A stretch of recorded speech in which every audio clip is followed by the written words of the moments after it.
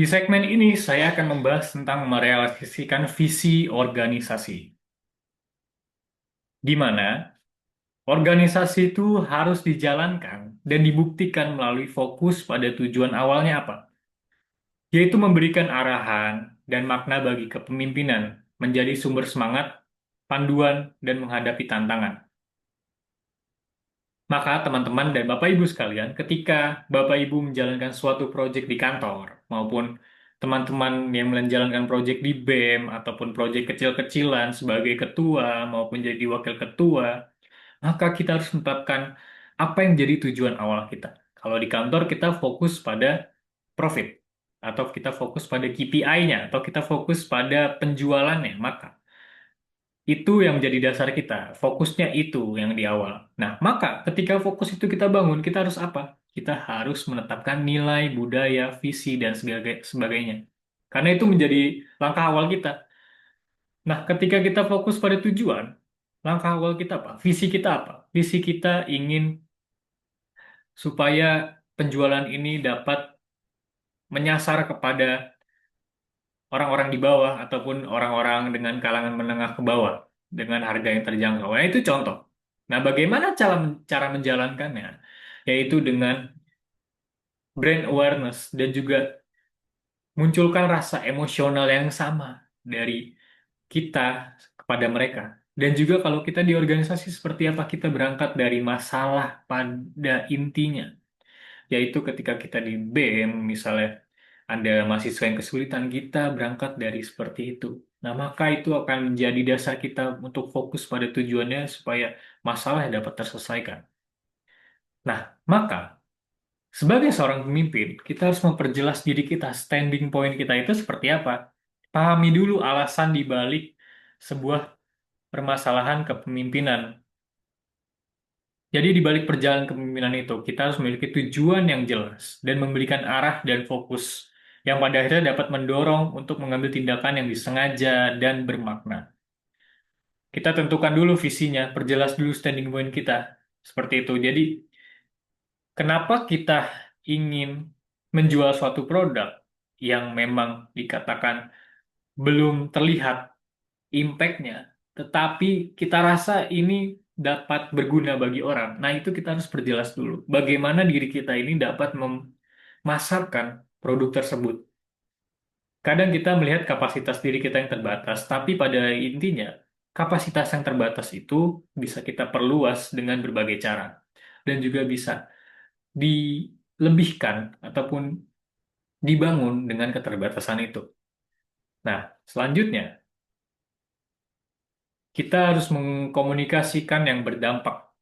Kepemimpinan yang efektif itu membutuhkan komunikasi yang jelas dan bermakna. Tidak hanya menyampaikan pesan, tapi juga membangun pemahaman dan kepercayaan tim. Kata-kata dapat membangun budaya, memberi semangat dan menyelesaikan masalah. Mendengarkan sama halnya dengan berbicara. Pada saat orang merasa didengar, mereka merasa dihargai. Komunikasi yang baik mencerminkan nilai, visi, dan kepedulian pemimpin. Maka ketika kita menjadi seorang pemimpin dan berbicara soal kepemimpinan, maka kepemimpinan itu harus dikomunikasikan, eh, berfokus pada dampaknya apa. Maka kita harus berbicara tentang bagaimana hasilnya, dampak setelahnya seperti apa. Semisal kita berbicara tentang kepemimpinan di isu lingkungan, maka kemudian berdampak apa? Kita ingin di fokus awal, tujuan awal ya, fokusnya yaitu ingin lingkungan ini bersih dan juga bebas dari sampah. Bagaimana komunikasi ini berdampak dan dapat diikuti oleh orang dan followers maupun rakyat di bawah ya, maka kita harus memberikan sebuah treatment dan juga sebuah komunikasi yang dapat diterima bahwa ketika nanti kita buang sampah sembarangan, nanti akan banjir. Ketika kita tidak menjaga kebersihan, nanti banyak penyakit yang muncul. Nah, bagaimana ketika penyakit yang muncul nanti akan mengeluarkan biaya yang mahal? Nah, jadi ketika kita berangkat dari masalah tersebut dan juga dampaknya yang dapat menyulitkan mereka, itu akan timbul, komunikasi itu akan timbul, dan komunikasi itu akan diikuti oleh followers maupun target kita.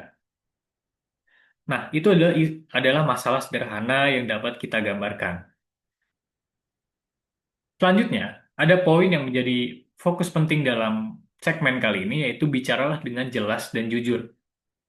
Sudah disampaikan tadi, kita harus menyampaikan dengan jelas bahwa ketika kita berbicara isu lingkungan, maka akan adanya penyakit, akan adanya banjir, dan sebagainya jika kita tidak menjaga lingkungan yang ada di sekitar kita. Maka kita sampaikan dengan jelas dengan masalah yang ada, maka mereka akan menerima. Perlahan akan menerima di awal mungkin akan menolak, tapi perlahan akan menerima bagaimana proses itu akan berjalan. Nah, selanjutnya itu latihan mendengarkan. Kita harus mendengarkan bagaimana permasalahan yang ada pada mereka. Nah, kita mendengarkan apa yang menjadi kesulitan mereka. Misalnya, kesulitannya mereka adalah tidak adanya ruang ataupun tidak adanya tempat untuk pembuangan yang layak. Dan bagaimana ketika itu ada, bagaimana dibuang ataupun disampaikan kepada TPA di dalam proses selanjutnya. Dan itu memerlukan biaya dan waktu yang cukup lama, di mana untuk mengkolektivitaskan itu perlu juga biaya dan juga menyamakan semua persepsi dari semua warga yang notabene semua warga belum tentu mempunyai kondisi ekonomi yang cukup. Nah, sebagai seorang pemimpin, kita harus mencari solusi itu dan kita memberikan pengarahan dan memberikan solusi. Misalnya, oke Ibu, kalau misalnya terdapat solusi seperti itu, terdapat permasalahan seperti itu, maka solusinya adalah bisa bayar melalui bertahap ataupun menyicil. Nah, supaya meringankan. Nah, itu adalah salah satu solusi yang harus kita komunikasikan. Karena tanpa ada komunikasi seperti itu dan juga tidak mendengarkan keluhan dan kita sebagai pemimpin hanya menjalankan apa yang kita inginkan, nah kita akan menjadi pemimpin yang otoriter. Kita akan semata-mata hanya ingin pada berorientasi pada hasil tanpa tahu prosesnya. Maka kita bisa dikatakan bukan pemimpin, kita adalah bos. Kita adalah hanya ingin hasil, hasil, dan hasil tanpa terlibat di dalamnya. Nah, di dalam masalah itu kita pun tidak tahu dan kita pun tidak tahu bagaimana visinya yang kita bangun. Hanya pada hasil dalam jangka pendek. Setelahnya mereka akan kapok dan juga proyek kita tidak akan berjalan dengan lancar. Nah, itu adalah hal-hal yang sangat kita hindari.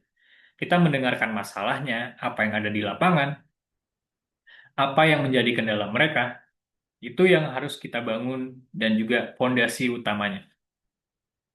Nah, kita tidak hanya menyampaikan, balik lagi, kita tidak hanya menyampaikan pesannya saja, tapi kita juga memberikan sebuah nilai. Latihan mendengarkan ini adalah salah satu hal yang paling sulit, karena kita terkendala ego, mindset kita yang sudah terbentuk. Tetapi itu adalah hal yang fundamental yang harus kita jalankan. Seringkali kita tidak ingin mendengarkan bawahan karena kita merasa sudah tinggi, dan pendidikan kita tinggi, dan tanggung jawab kita lebih tinggi, dan salary kita pun tinggi. Tapi pada dasarnya, mereka yang di bawah ini yang sudah tahu gimana kondisinya.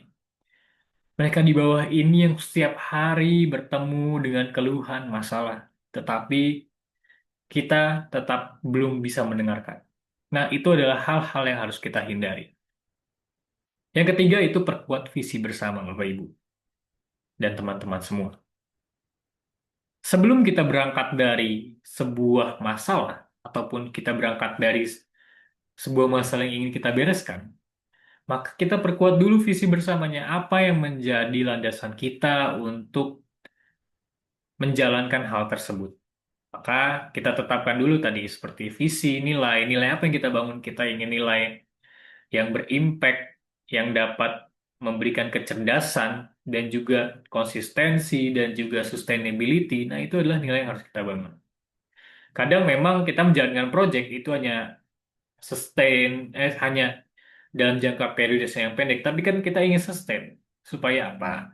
Supaya lingkungan kita ini dapat terjaga dengan baik, kita membangun iklim, kita dapat membangun sebuah role model di sebuah daerah kan lumayan, ataupun di sebuah organisasi kan sudah terjalani dengan baik, maka kita akan kita mendapat menjadi role model untuk banyak organisasi. Nah, itu adalah salah satu hal yang paling baik dan itu hal yang paling utama. Dan itu adalah merupakan dari perkuat visi bersama. Bagaimana perkuat visi bersama? Kita komunikasi, kita mempunyai masing-masing pemikiran yang berbeda-beda, tapi tetap satu tujuan untuk keberlangsungan dan keberhasilan organisasi maupun proyek kita, Bapak Ibu.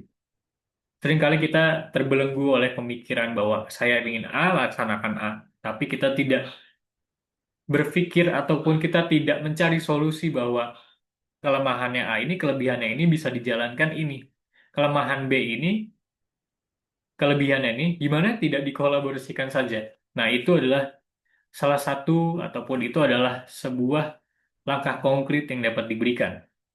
Visi bukan hanya sekedar tulisan, tapi visi adalah bagaimana kita menjalankan sebuah ide yang dirangkum atau terangkum dari banyak ide dalam sebuah organisasi.